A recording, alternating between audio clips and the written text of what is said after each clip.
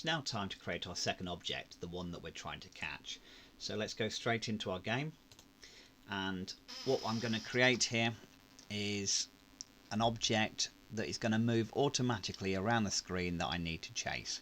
So you're going to create your own object, but I'm going to choose a sprite that already exists in Scratch, and I'm just going to choose a ladybug. So that puts that in here. I'm going to hide my rocket for the time being so we're not getting confused. So looking at the ladybug, I need to give it some control so it moves around the screen all on its own. So what I'm going to do in here is go to the events. I'm going to say at the start of the game. Now I don't want my ladybug to be here during the welcome that we created previously, so I'm just going to put a wait in here of wait 5 seconds, and after that I'm going to tell my ladybug that I want it to be visible to show. I also need a hide. I need to put in a hide at the start of the game. So when we press the green flag, the ladybug's going to disappear. It's going to wait 5 seconds and then it's going to reappear. Now it needs a few controls here, so I'm going to put a forever in. So this means it's going to loop or iterate or repeat around forever until it's told to stop.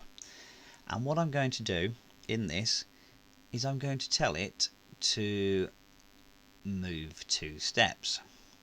So we need to do that on the blue, on the motion, and we're going to move 2 steps.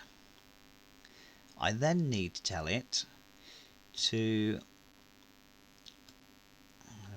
pick a random in there. I'm going to need that in a moment, and I'm going to tell it to turn, and here turn the degrees. I'm going to bring in my pick random from -10 to 10 degrees. So now when I press the button, it will move 2 steps. It will then change direction between -10 and 10 degrees and then move another 2 steps. All I then lastly need to do is, again on the blue, I'm looking for one last command, again on the motion blue. If touching the edge, if on edge, I want it to bounce so it doesn't disappear off the screen.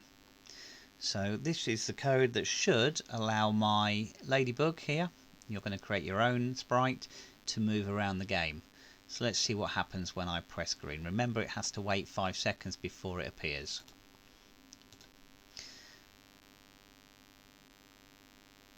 So there's my ladybug. It's moving around randomly, it touches the edge and it bounces. So that gives me a chance for my rocket to chase the ladybug. That's again, your next stage is to create your object that's going to move around the stage randomly on its own, as if it's got a mind of its own.